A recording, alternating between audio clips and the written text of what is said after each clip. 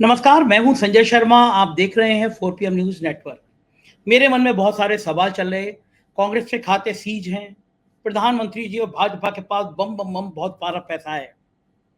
कांग्रेस चुनाव लड़ेगी तो कैसे लड़ेगी, पैसे कहां से लाएंगे? क्या ये बात सही है कि मायावती को कांग्रेस प्रधानमंत्री बनाने की घोषणा करने वाली है? और फिर बड़ी बात ये कि क्या कांग्रेस डरी हुई है? अब की बार 400 पार के नारे का जवाब कांग्रेस देगी तो देगी कैसे? और क्या कांग्रेस इस बॉन्ड के बाद अपने सारे नामों का खुलासा करेगी कि कहां से पैसा मिला, वो बता रही है? मुझे लगा इन सारी बातों को मैं कांग्रेस के किसी अच्छे प्रवक्ता से बात करूं और उनको समझने की कोशिश करूं। तो जाहिर है कांग्रेस के गुरदीप सिंह सप्पल से ज़्यादा बेहतरीन प्रवक्ता मुझे कोई नज़र नहीं आता, जो बहुत विस्तार के साथ और ज्ञान के साथ अपनी बात समझाते हैं। तो हम लोग चलते हैं सीधे आज गुरदीप सिंह सप्पल जी के पास। मेरे साथ वो शामिल हो रहे हैं, गुरदीप सिंह सप्पल, और उनसे पूछते हैं कि हालात क्या हैं। चलते हैं सीधे गुरदीप सिंह सप्पल जी के पास। 4 PM न्यूज नेटवर्क में स्वागत है गुरदीप जी आपका। एक बड़ा खुलासा हुआ है इलेक्टोरल बॉन्ड को लेकर और पूरे देश में चर्चा है कि हमारे माननीय प्रधानमंत्री जी कहते थे ना खाऊंगा ना खाने दूंगा, लेकिन बड़े बड़े नाम सामने आ रहे हैं। लेकिन कांग्रेस के भी नाम सामने आए हैं, तो उसकी धोती मेरी धोती रे सफेद कैसे टाइप का मामला है। मैंने कल एक अवैध वेजिटेशन एक रिकॉर्ड करा था वीडियो, तो मैंने उस पर कहा क्यों नहीं कांग्रेस सब नाम सामने ला देती कि हमें इन लोगों ने दिया है, पता चल जाएगा कि कांग्रेस के पास कौन है और बीजेपी के पास कौन है। जी शुक्रिया संजय जी। कांग्रेस को भी पैसा मिला, ये बात सच है, क्योंकि इलेक्टोरल बॉन्ड वो स्कीम निकाली गई सरकार द्वारा जिसके मार्फत हम चंदा ले सकते हैं। कोई भी राजनीतिक दल चंदे पे ही चलता है, इसमें कोई गुनाह तो नहीं। दुनिया की कोई लोकतांत्रिक व्यवस्था हो, कोई देश हो, राजनीतिक दल चंदा लेते हैं। 1952 से लेकर जब तक हम लोग रहे, बीच में सत्ता में कुछ बार बाहर रहे, लेकिन लगातार इस पीरियड में एक व्यवस्था पारदर्शी थी। पार्टियां चंदा लेती थी, इनकम टैक्स को रिपोर्ट करती थी, इलेक्शन कमीशन को रिपोर्ट करती थी, और कोई भी व्यक्ति उस रिपोर्ट को देख सकता था। ये पारदर्शी व्यवस्था थी। इसको भारतीय जनता पार्टी ने इलेक्टोरल बॉन्ड के मार्फत चेंज किया और एक गोपनीय व्यवस्था बना दी। कौन किसको दे रहा है और किसको मिल रहा है ये मालूम नहीं पड़ता। यहां तक कि कई बार ऐसा भी होता है कि संजय जी, मान लीजिए आपने कांग्रेस पार्टी को देना हो, आपने कहा मैं 10 लाख रुपए का इलेक्टोरल बॉन्ड खरीद के दे सकता हूं, ये हमको मालूम नहीं पड़ता कि आपने किसके नाम से खरीदा, क्योंकि उस बॉन्ड पे कहीं नाम नहीं लिखा होता। तो हमारे पास भी ये जानकारी पूरी है ही नहीं। हमको पता है कि हमको एक्स व्यक्ति ने दिया, उस एक्स व्यक्ति ने कौन से व्यक्ति से लिया ये जानकारी नहीं उपलब्ध होती है। तो इसलिए इसको पब्लिक डोमेन में हम नहीं रख पाते हैं। लेकिन हम कोर्ट से भी कह रहे हैं लगातार, हम फाइनेंस मिनिस्ट्री से भी कह रहे थे, हम एसबीआई को भी कह रहे हैं कि आपके पास वो जानकारी है जो हमारे पास नहीं है, और आप रखिए। हम उसका डिमांड कर रहे हैं खुद। भारतीय जनता पार्टी उसका विरोध कर रही है, मोदी सरकार विरोध कर रही है, हम नहीं कर रहे हैं। हमने जो पैसा लिया वो राजनीति में राजनीतिक दल के तौर पे हमारा अधिकार है चंदा मांगने का। बीजेपी पे जो चंदा गया उसमें जो आरोप आ रहा है, जो डिटेल्स आ रही हैं, वो चिंताजनक है। अगर वो डिटेल नहीं आई होती तो हम उनके ऊपर भी सवाल नहीं उठाते। डिटेल क्या है कि एक कंपनी के ऊपर रेड होती है और 2 दिन बाद वो चंदा देके बरी हो जाती है। डिटेल क्या है कि एक कंपनी की लॉटरी को बैन करने के एक बिल पास होता है तमिलनाडु में, उस बिल को गवर्नर रोक लेते हैं। कांग्रेस पार्टी तब भी कहती है 2 साल पहले 3 साल पहले कि 100 करोड़ रुपए बीजेपी को चंदा देके रुकवाया गया। अब डिटेल सामने आ गई, उसमें चंदा दिया हुआ है उन दिनों। तो ये जो लेन देन है, प्रिवेंशन ऑफ करप्शन एक्ट ये नहीं कहता कि राजनीतिक पार्टी किसी कंपनी से चंदा नहीं ले सकती। वो ये कहता है कि चंदा लेकर आपका फैसला नहीं बदला जा सकता या आप कोई फैसले में चेंजेस नहीं कर सकते। पूरा दिल्ली में जो मनीष सिसोदिया जेल में है, पूरा जो भारतीय जनता पार्टी उस केस को चला रही है, वो क्या है कि चंदा आया या कहीं से पैसा आया और उसके एवज में नीति बदली गई। आज तो ये इतने सारे केस सामने आ गए जिसमें कि बीजेपी को पैसा गया और ज्यादा उन्हीं को गया, क्योंकि 60% तो उन्हीं के पास है ना। तो आप कोई भी फिगर लेंगे उन्हीं के पास ज्यादा गया है, और उन्हीं दिनों उस कंपनी पे 1-2 दिन पहले रेड पड़ी और उसे चंदा दे दिया, या उसी कंपनी के ऊपर उसे चंदा दिया और उसको ठेका मिल गया, या उसी कंपनी ने चंदा दिया और मोदी जी से उसकी मुलाकात हो गई। तो ये करप्शन में आता है, करप्शन में चंदा लेना नहीं आता है। इसलिए मैं आपके दर्शकों को बिल्कुल स्पष्ट कर दूं, हम डिमांड कर रहे हैं कि आप सारा डेटा सार्वजनिक कीजिए, क्योंकि हमने ना अब किया ना पहले किया था। और पहले की बात इसलिए करता हूं क्योंकि मोदी जी बार बार ये कहते थे, भारतीय जनता पार्टी बात ये कहती थी कि यूपीए की सरकार करप्ट थी। आज 10 साल हो गए मोदी जी को पीएम बने हुए, जितनी सत्ता उनके पास उन्होंने अपने लिए जमा कर ली, किसी के पास नहीं थी। हर संस्था उनकी गुलाम है। उन्होंने तमाम इंक्वायरीज कर ली, हमारे सब लोगों के ऊपर रेड्स कर ली, हमारे कई बड़े नेताओं को 2-2, 3-3 महीने जेल में रख लिया। आज 10 साल के बाद एक केस में एक प्रूफ नहीं देश के सामने ला पाए, एक केस में कांग्रेस की गलती नहीं साबित कर पाए, एक सिंगल केस में 10 साल में। लेकिन मोदी जी तो पूरी सत्ता पूरे मिसयूज के बाद भी नहीं कर पाए। यहां पे सुप्रीम कोर्ट ने एक हल्की सी फूंक मारी और तमाम केस सामने आ गए। इसको मोदी जी कैसे बचाएंगे? इसके बारे में क्या करेंगे? ये बात ठीक है, और मैं तो ये कहूंगा कि चुनाव की घोषणा हो रही है और उससे पहले कांग्रेस के हाथ में लॉटरी लग गई।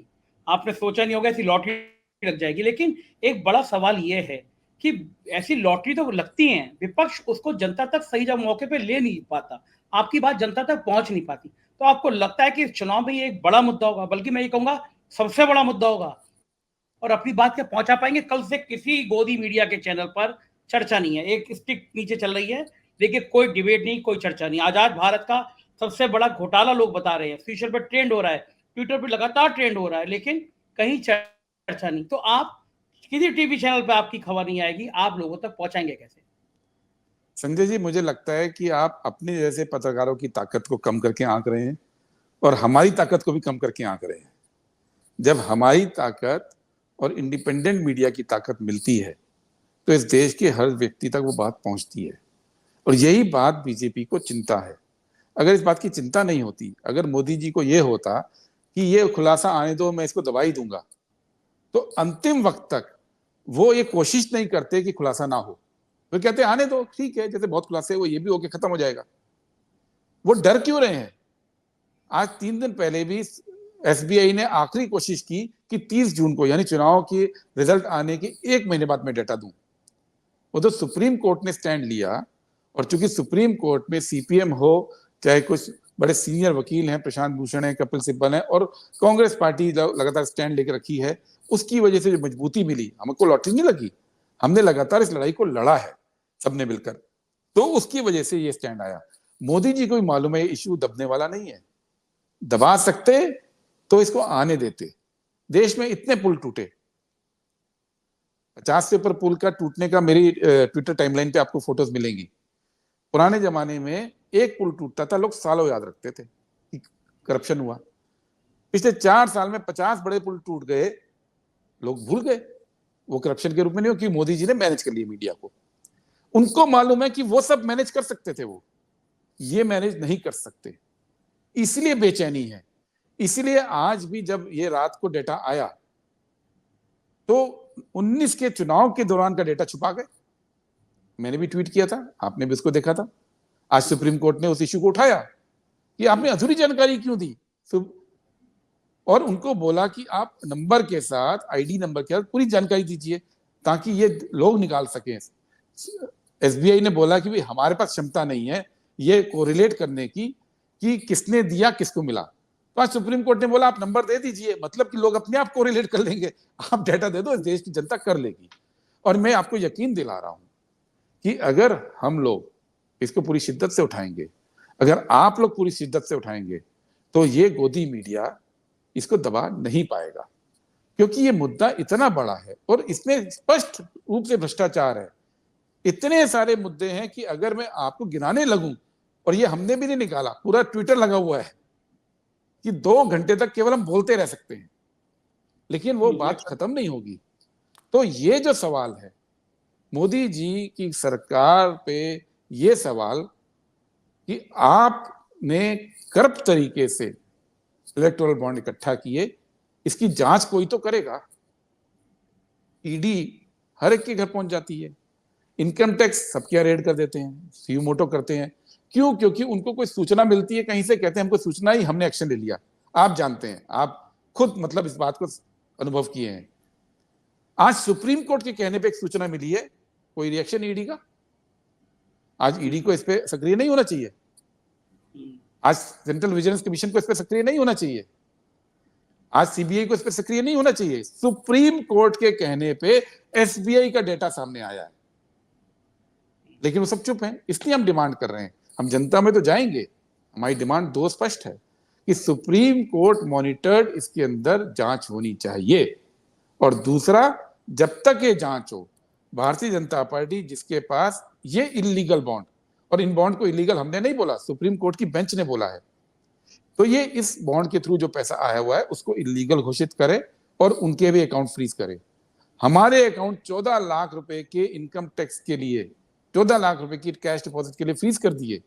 भारतीय जनता पार्टी के 6,500 करोड़ के लिए भी फ्रीज नहीं होंगे। इस देश के अंदर नियम कानून सबके लिए एक होना है। ये लगता है आपको, और आप दावा कर सकते हैं कि जिस तरह उनके यहाँ कुछ शेल कंपनियां कही जा रही हैं, चर्चा है सोशल मीडिया पे कि शेल कंपनियों से पैसा आया, तो क्या कांग्रेस दावा करेगी कि कांग्रेस के पास जो पैसा आया है वो किसी शेल कंपनी का नहीं है? बिल्कुल, हम ये दावा कर रहे हैं, और इसलिए आज जयराम रमेश जी ने तो मीडिया को ट्वीट भी किया और बोला भी, इस देश के वित्त मंत्री कौन है, सरकार किसकी है, एसबीआई किसके अंडर में है, सारी कॉर्पोरेट मिनिस्ट्री किसके अंडर में है, उनके पास सब डेटा है, देश के सामने रखे। हम तो डिमांड कर रहे हैं कि हमारा डेटा भी रखें और अपना डेटा भी रखें। हम क्यों चुनौती दे रहे हैं? चुनौती से वो भाग रहे हैं। भारत सरकार के पास सारा डेटा है ना, उस डेटा को सामने रखें। ये हमारी चुनौती है उनको, सरकार उनकी है, कंट्रोल उनका है, और उनको क्या दिक्कत है? आज मैं ट्विटर पे देख रहा था मजाक कि पूरे देश को कागज दिखाओ का कानून लाएंगे। आज अपने लिए कागज दिखाना पड़ रहा तो भाग रहे हैं। तो ये जो समय का फेर है, ये समय का फेर है। आज वो पार्टी जो स्विस बैंक से सारे अकाउंट की डिटेल लाना चाहती थी, वो एसबीआई की डिटेल छुपा रही है। जो आम जनता से पेपर मांगती थी, वो आज कागज छुपा रही है। जो भ्रष्टाचार को रोकने की बात करती थी, सरकार में रहते हुए हम कह रहे हैं कि आप घोषित करो, और वो घोषित नहीं कर रहे हैं। तो ये जो फेर है, इसको समझना बहुत जरूरी है, और इसी के अंदर सारा जवाब छिपा है कि क्यों मोदी सरकार डर रही है जनता के सामने लाने के लिए, और क्यों इस तरह की एक्टिविटीज की जा रही है। सफल साहब, ये माना जाता है और मैंने बहुत करीब से देखा है कि सत्ता पक्ष जो होता है वो विपक्ष को भी थोड़ा बहुत ऑब्लाइज करा देता है, जिससे मामला बैलेंस है, उसके ऊपर सवाल उठे। मैंने कई राज्यों में ये खेल देखे हैं। बड़ी बड़ी कंपनियों के ठेकेदारों को वो सत्ता और विपक्ष दोनों को मैनेज रखते हैं। आज के दौर में जब जरा सा तीखा बोल दो तो नोटिस आ जाते हैं, जरा सी बात कह दो तो ईडी सीबीआई इनकम टैक्स आ जाते हैं। मेरे लिए बड़ा हैरानी की बात है, और देश के लिए बड़ी हैरानी की बात है, कौन बहादुर होंगे इस दौर में जिन्होंने कांग्रेस को पैसा दिया? क्या बीजेपी? क्योंकि उनको पता है कि जो पैसा देंगे मोदी जी को पता होगा वो। तो ऐसे बहादुर आपके पास कैसे आ गए कि आपको भी करोड़ों का चंदा मिल गया? देखिए, पिछले 10 साल से मोदी जी सरकार में है। इस 10 साल में देश के हर राज्य में 2 बार चुनाव तो हो गया। क्या आपको कभी लगा कि कांग्रेस पार्टी ने ये चुनाव मजबूती से नहीं लड़े? और जब चुनाव लड़ना होता है तो मजबूती का एक पक्ष वित्तीय भी होता है। आप बिना पैसे के तो मजबूती से चुनाव नहीं लड़ पाते हैं। तो 10 साल से हमको चंदा भी आया।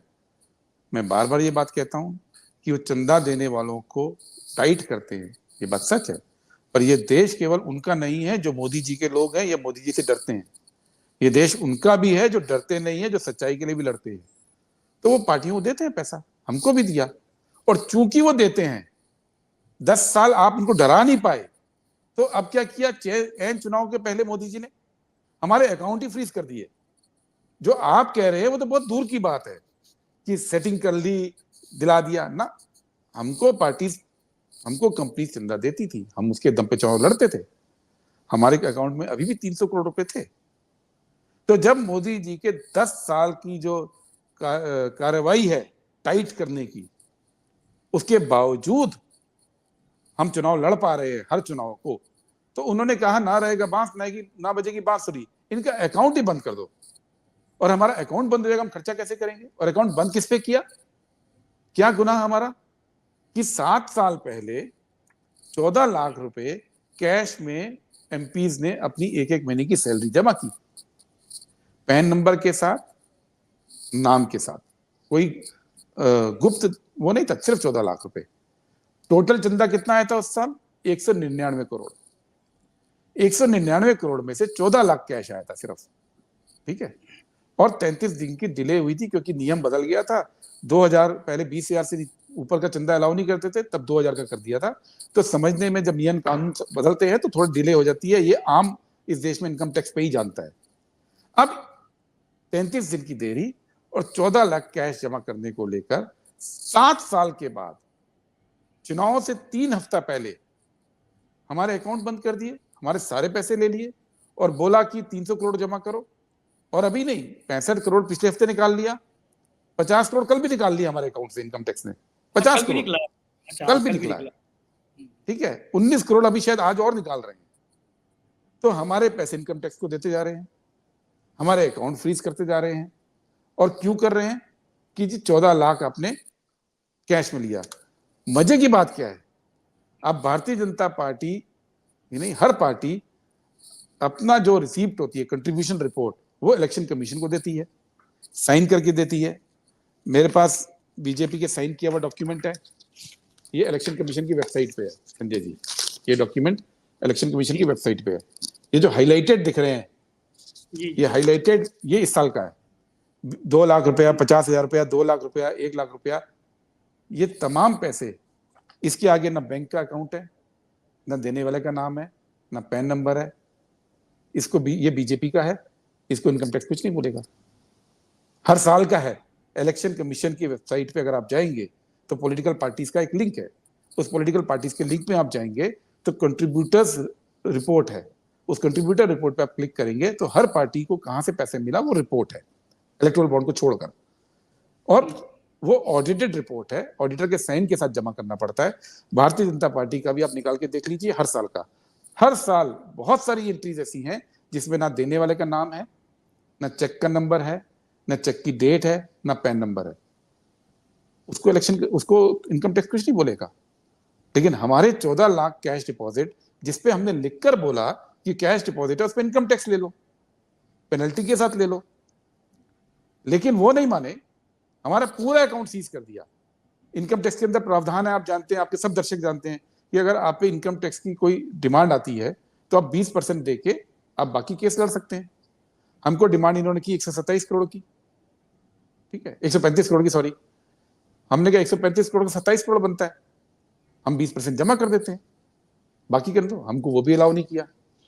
और ये पहली बार हो रहा है, क्योंकि इनकम टैक्स का मैटर है, वो हमारे लिए अलग और आपके लिए अलग नहीं है संजय जी। ये पहली बार हो रहा है कि 14 लाख रुपए की आय के ऊपर आपने पूरे 200 करोड़ रुपए को आपने इनकम टैक्स के ऊपर कर दिया।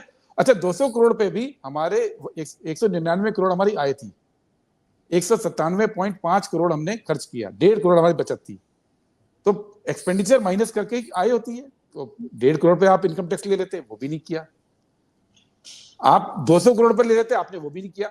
आपने सब कुछ सीज कर लिया। और एक बार अगर इस देश के अंदर इनकम टैक्स का ये प्रेसिडेंस बन गया कि आप छोटी सी गलती के लिए सारी प्रॉपर्टी या सारे अकाउंट फ्रीज कर सकते हैं, आपके सारे बैंक अकाउंट में से पैसा निकाल सकते हैं, तो क्या ये कल इंडिविजुअल टैक्स पेयर के साथ नहीं करेंगे? वो तो प्रेसिडेंस बन जाएगा ना आज। तो खतरा केवल हमारा थोड़ी है, खतरा तो आम जनता के लिए भी है। आज आम जनता सुखी देश के अंदर क्यों थी? क्योंकि नियम कानून था। ठीक है, थोड़ी बहुत सरकारी लोगों के बारे में शिकायत होती थी कि ठीक से बात नहीं करते हैं, थोड़ा आलस होता है, थोड़ा सरकारी सिस्टम जो है कॉम्प्लिकेटेड होते हैं, लेकिन सिस्टम था। आज सिस्टम को खत्म करके 14 लाख रुपए के लिए हमारे सारे अकाउंट फ्रीज कर लिए। चुनाव के पहले अगर किसी विपक्षी पार्टी, वो भी मुख्य विपक्षी पार्टी, कि आप सारे अकाउंट फ्रीज कर लोगे, तो आपकी नीयत क्या है? आपकी नीयत बड़ी स्पष्ट है। पहले मोदी जी ने क्या किया, जितने लोग जिनके ऊपर की ईडी के केसेस हो सकते थे, केसेस करके उनको अपने पार्टी में शामिल किया, वॉशिंग मशीन में धोके बरी कर लिया, अपने यहाँ ले गए। फिर क्या किया, बड़ी बड़ी पॉलिटिकल पार्टीज को तोड़ना शुरू किया, चाहे वो एनसीपी हो, चाहे वो हो, चाहे हमारी पार्टी को कई जगह पे नुकसान पहुंचाया कई दूसरी पार्टी। और जब ये दोनों चीज हो गई तो अब फाइनल चीज कर दी कि अब इन पे पैसा भी मत रहने दो, यानी ना नेता रहे, ना पार्टी रहे, ना सिंबल रहे, ठीक है, ना आपके अकाउंट्स रहे, और फिर कहो अब लोकतंत्र आओ सब लड़ लो। हाँ, ये बात तो ठीक है, लेकिन आप जब कोर्ट में गए तो कोर्ट से भी आपको रिलीफ नहीं मिला। इसका मतलब कहीं आप गलती पे रहे होंगे, तभी तो कोर्ट ने भी आपको रिलीफ नहीं दिया, वरना कोर्ट आपको रिलीफ देता। जी नहीं, कोर्ट में हम लोग गए, उस दिन कोर्ट ने जो फैसला दिया, कोर्ट ने कहा कि अब IT-80 पे वापस जाइए, ठीक है।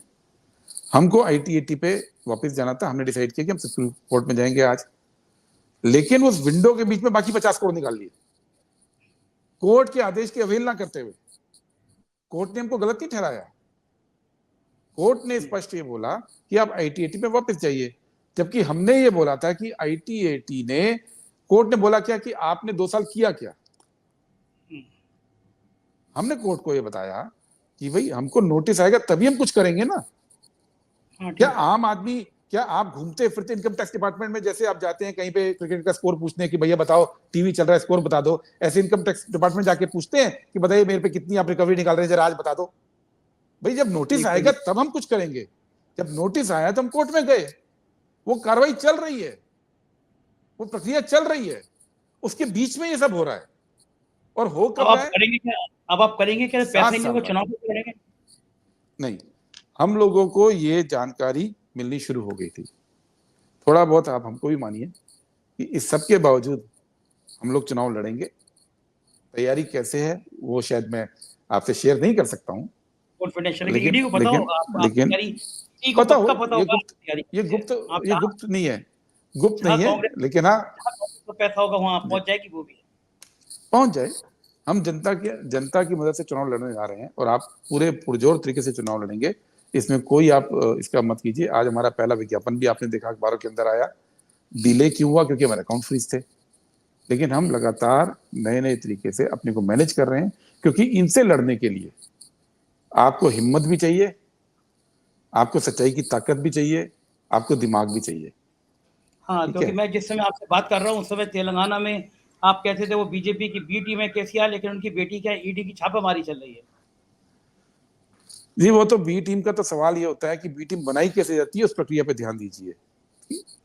आंध्रा में क्या किया, जगन पे प्रेशर डाला कि चंद्रबाबू नायडू को आप तंग कीजिए, जेल में डाल दीजिए।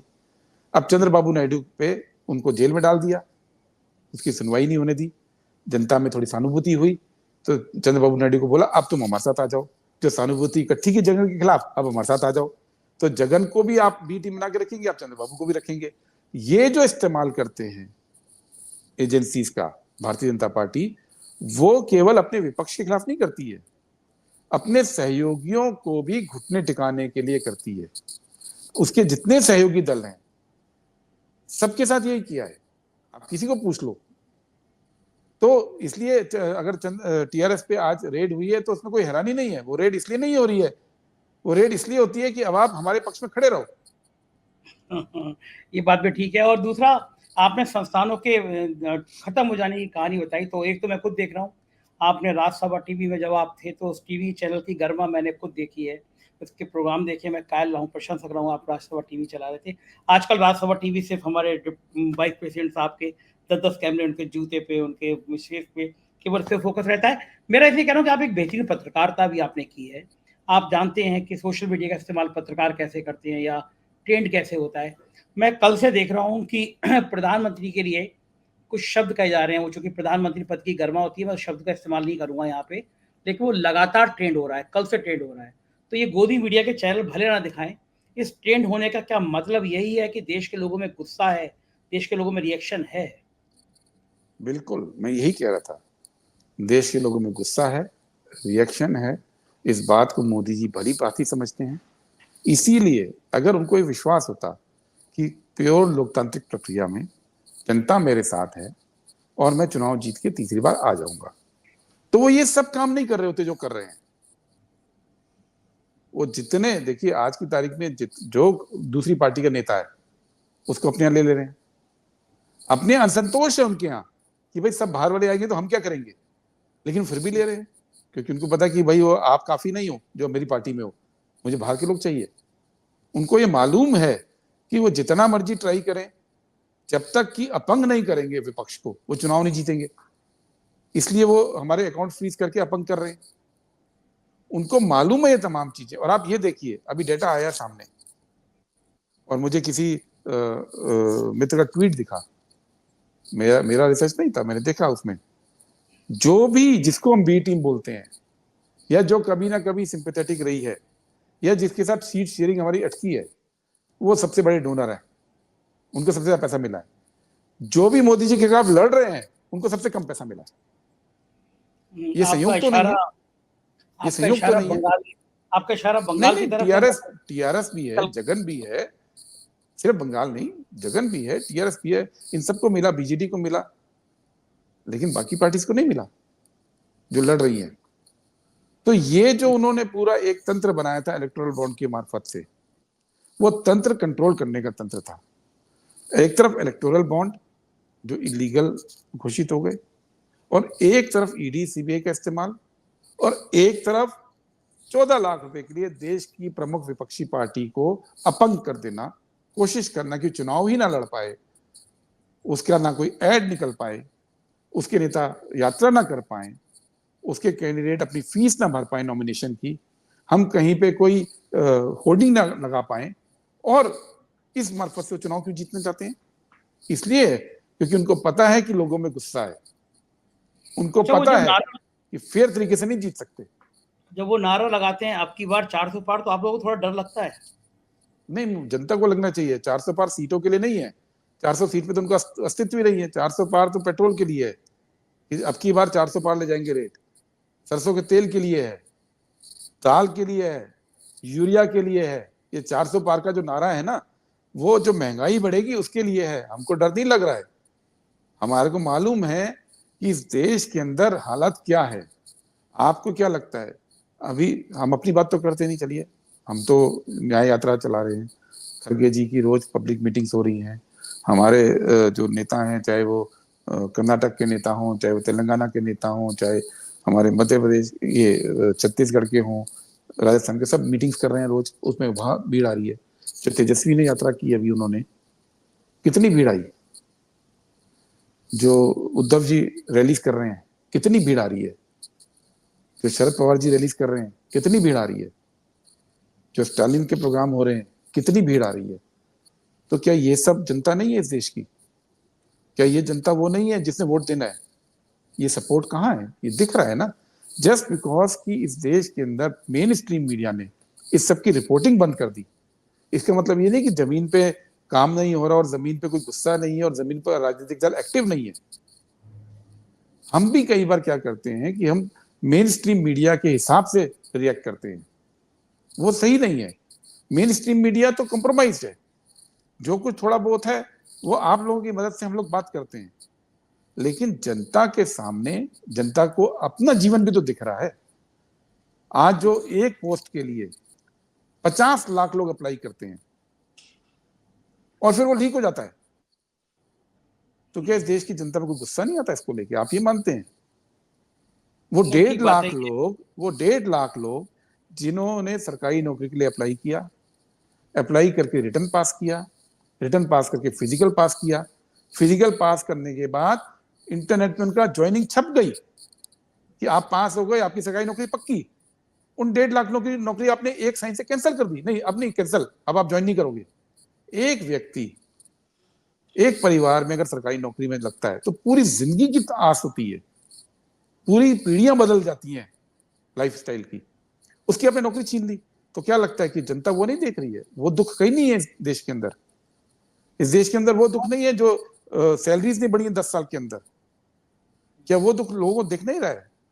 वो है, जस्ट बिकॉज मीडिया बात नहीं करता है।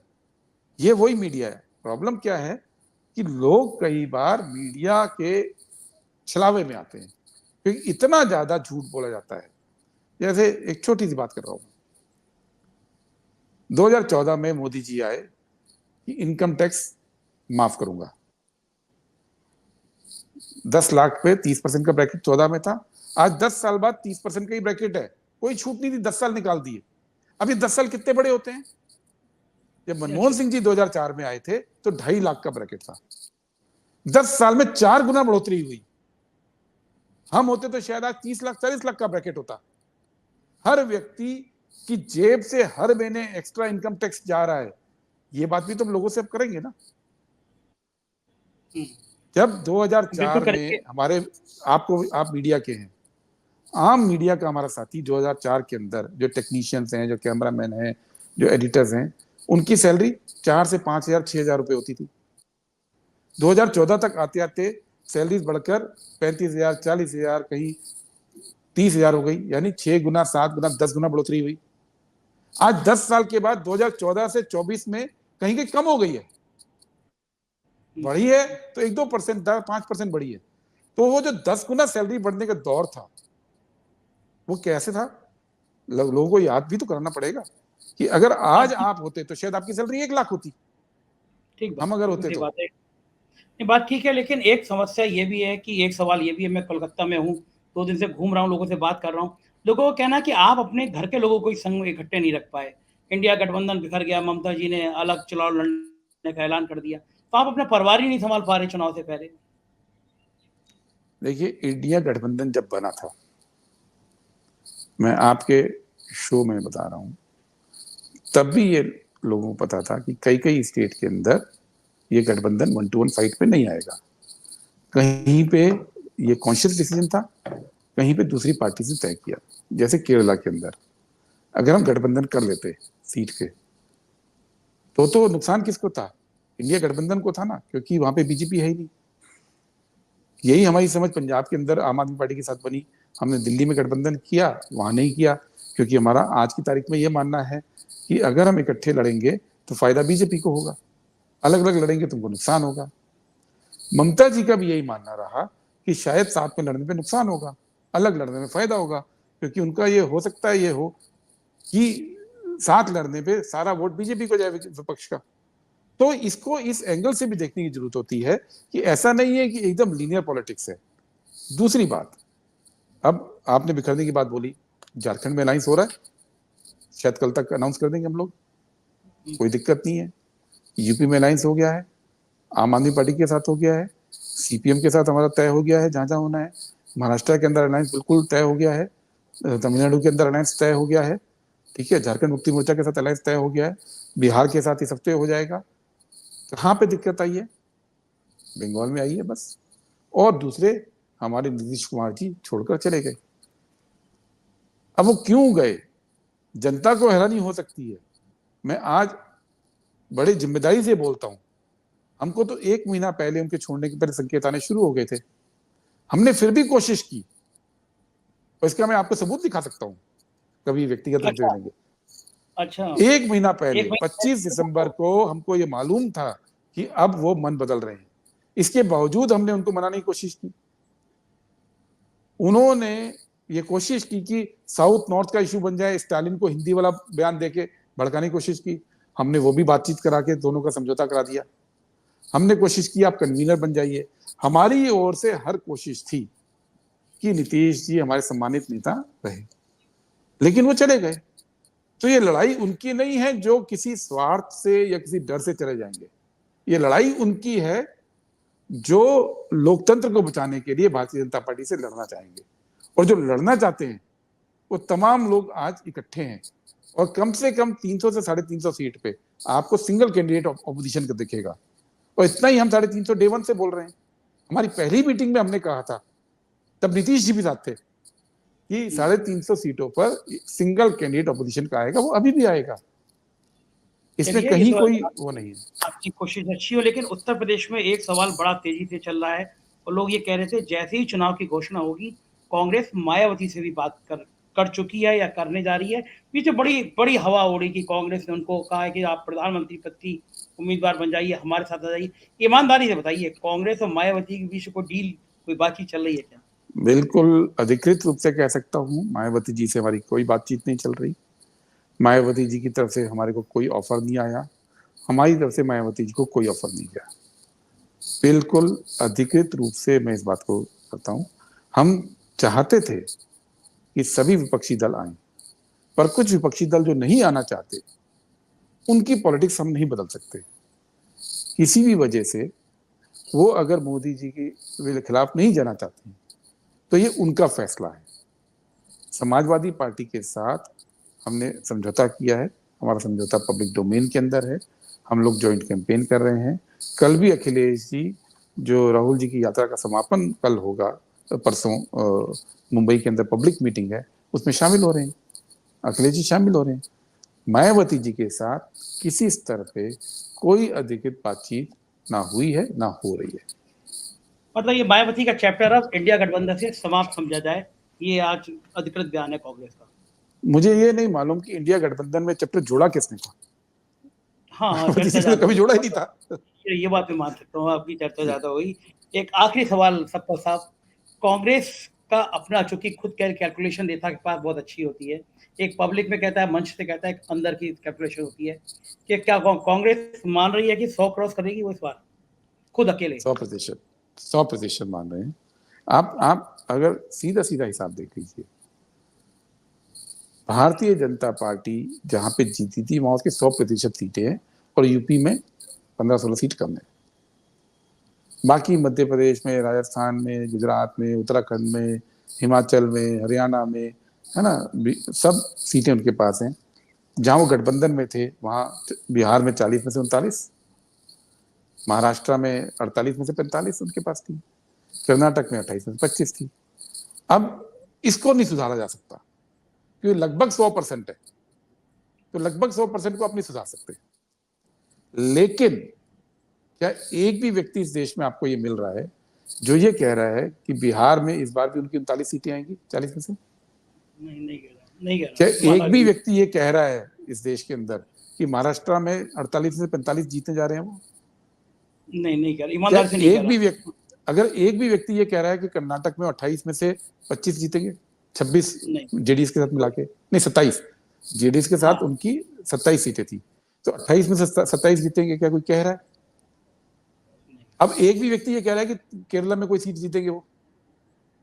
या एक भी व्यक्ति ये कह रहा है कि तमिलनाडु में वो कोई सीट जीतेंगे? क्या एक भी व्यक्ति कह रहा है कि तेलंगाना में वो एक या आधी सीट से ज्यादा लगाएंगे? क्या एक भी व्यक्ति उनको ये कह रहा है कि आंध्रा में वो एक आध सीट से ऊपर कोई ला सकते हैं? भाई ये भी तो देश है, सीटें तो यहां से भी आएंगी। तो अगर आप वस्तु स्थिति देखेंगे, मैं अपनी बात नहीं कर रहा हूं, मैंने अपना आंकड़ा नहीं दिया है, मैं वो बात कर रहा हूं। आज आप किसी से बात कीजिए, क्या कोई कह रहा है कि हरियाणा में कांग्रेस पार्टी सीटें नहीं जीतेगी? नहीं जीतेगी। वो ये कह रहे हैं, कोई कहता है कि 4, कोई कहता है 6, कोई कहता है 8, कोई कहता है 2, 0 कोई नहीं कह रहा है। वो ये कह रहा है कि हम इस बार छत्तीसगढ़ में सीट नहीं जीत रहे हैं। तो राजस्थान में भी जहां पिछली 2 बार से हम 25 में कि 25 हारे, इस बार लोग कह रहे हैं कि इस बार कांग्रेस कुछ सीटें जीतेगी। तो ये सब जुड़ेंगे तो हमारे खाते में, तो जब जुड़ेंगे तो 100 तो पार हो ही जाएगा। ये कैलकुलेशन आपकी ठीक है, और मुझे उम्मीद है कि आप लोग, सवाल जो है चुनौती, वो ये नहीं है कि हम कैंपेन कैसे करेंगे, हमारा अकाउंट फ्रीज है, हम करेंगे क्योंकि लोकतंत्र बचाना है। सवाल ये नहीं है कि हम सीटें जीतेंगे नहीं जीतेंगे, हम जीतेंगे। सवाल क्या है बताऊं, कि जो लोग आप जैसे लोग हैं और जो हमारे कार्यकर्ता हैं, और वो लोग जो मोदी सरकार की या तो नीतियों से दुखी हैं, या उसकी फिलॉसफी से दुखी हैं, या लोकतंत्र खतरे में है उससे दुखी हैं, या जो संविधान बदलना चाह रहे हैं ये उससे खतरा महसूस कर रहे हैं, वो सब लोग हतोत्साहित ना हो जाएं। अगर वो सब लोग के अंदर जोश रहेगा, आप ये यकीन मानिए, ये चुनाव मील का पत्थर चुनाव साबित होगा। क्योंकि इस देश के अंदर जो लड़ रहा है मोदी सरकार से, वो कांग्रेस पार्टी के नेता नहीं है सिर्फ, वो केवल डीएमके का नेता नहीं है, वो आरजेडी का नेता नहीं है, वो आम लोग लड़ रहे हैं, जो अपने घर के अंदर लड़ाई करते हैं, जो अपने ऑफिस में लड़ाई करते हैं, जो अपने व्हाट्सएप ग्रुप में बीजेपी वालों से लड़ाई करते हैं, जो अपने दोस्तों की नाराजगी लेते हैं, और वो किसी पार्टी का हिस्सा नहीं है, वो आम जनता है। वो आम जनता भी इस चुनाव को लड़ रही है, केवल हम नहीं लड़ रहे हैं। हम उनसे ये सिर्फ कह रहे हैं कि मोदी जी इस देश में लोकतंत्र खत्म करने के लिए उस दिशा में आगे बढ़ गए। विपक्षी दल का अकाउंट उन्होंने फ्रीज कर दिया, हम एक पैसा विड्रॉ नहीं कर पा रहे हैं। आप इस खतरे को समझिए और इस खतरे को समझकर इस देश के लिए अपनी नाउमीदी छोड़कर पूरे जोश से लड़ने के लिए आगे आइए। हम लोग संख्या में ज्यादा हैं, हम लोग इस सरकार को हरा सकते हैं। बहुत बहुत शुक्रिया गुरदीप जी, और मेरी बड़ी निगाह रहेगी ईडी के साथ। मैं भी देखना चाहता हूं कांग्रेस अपने छुपे हुए पैसों से कैसे चुनाव लड़ती है। बहुत बहुत शुक्रिया, आपने समय दिया। नहीं, छुपे हुए पैसे नहीं है, पैसे ओपन डोमेन में है, लेकिन हाँ मैं वो तरीके देख रहा अलग हूँ। रहेंगे। Thank you Gurdeep ji, thank you. तो ये थे सतपाल साहब, इन्होंने 2-3 महत्वपूर्ण बातें करी। कहा कि हम जब भी चुनाव लड़ेंगे मजबूती से लड़ेंगे, मायावती के संग नो एंट्री। जाहिर है कांग्रेस एक नए जोश के साथ भरी हुई है। कैसी लगी बातचीत मुझे बताइएगा जरूर। बहुत बहुत शुक्रिया, थैंक यू।